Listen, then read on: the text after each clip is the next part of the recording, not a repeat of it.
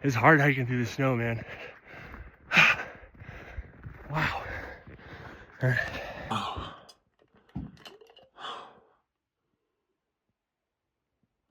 I just had quite the winter hike up to our cabin through the snow.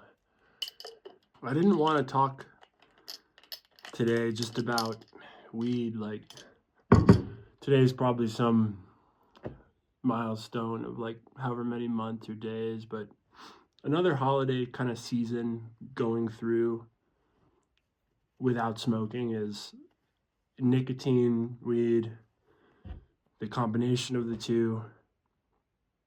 I'm wanting to give myself like a proverbial pat on the back, because I guess this time around quitting, this is the first holiday or New Year without smoking, but it feels good.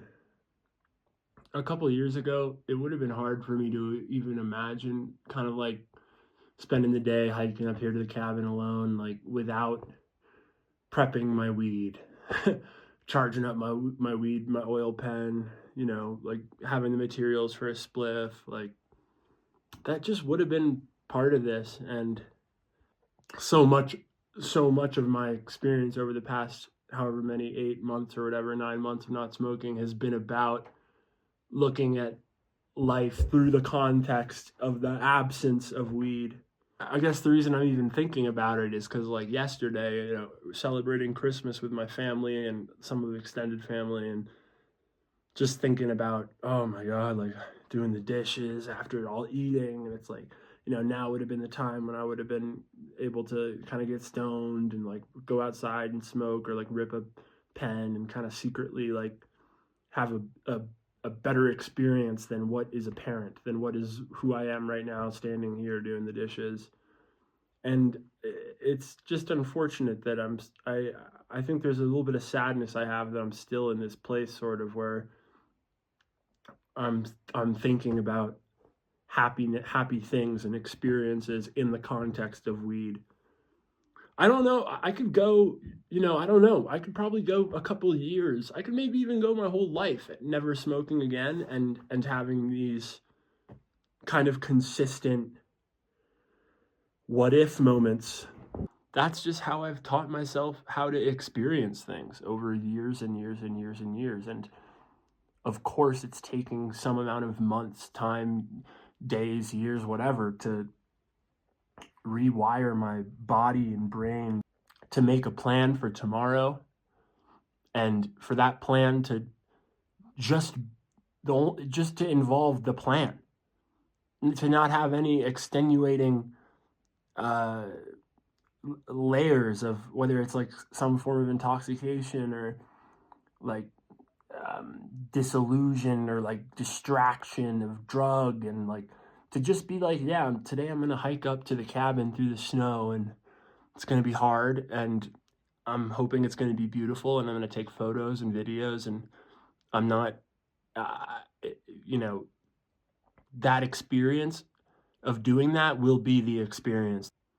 I'm not happy. I'm not fully happy without weed. I don't think weed and nicotine and these things are the sole distraction, like the sole reason that I'm not enjoying these activities to like what feels like it could be the fullest extent, but it does feel like it's a significant part of it. And so I'm just still, however many months, 8, 9 months, however long it's been, I'm still on this journey of trying to find what it's like to have not a drug-free life, because I like doing drugs and drinking and going out with friends, but a weed-free life, a life where my normal life is not a weed life.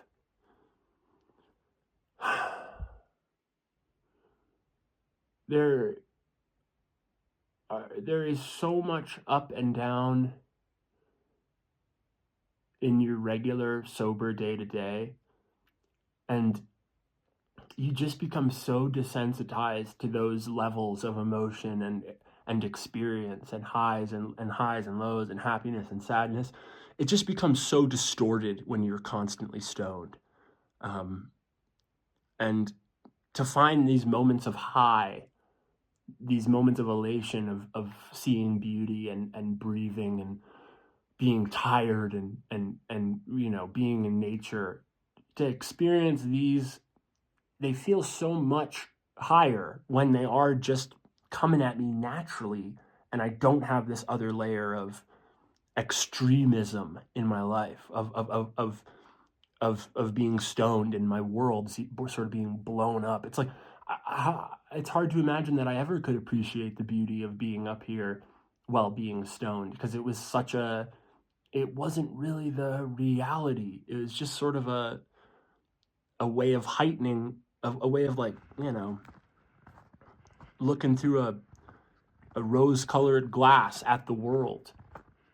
And I think, and I'm hoping, the more time that goes on without weed and having these experiences and day-to-day life moments without weed, the more I can sort of hopefully adjust my expectation and my brain chemistry to appreciate the natural highs of these beautiful moments, and boring moments, like doing the dishes for, after having dinner with my family.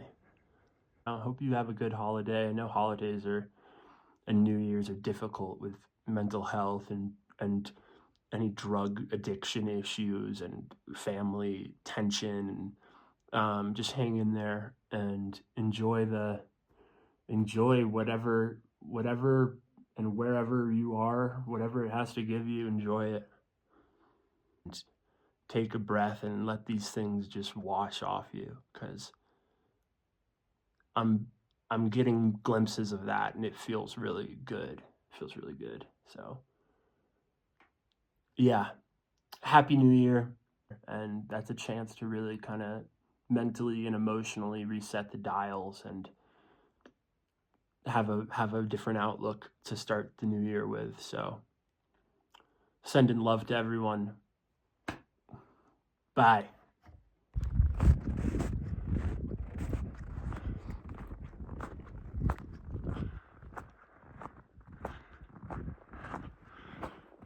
Heading back down.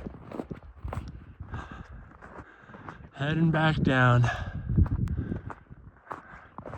Should I climb that tree, chat?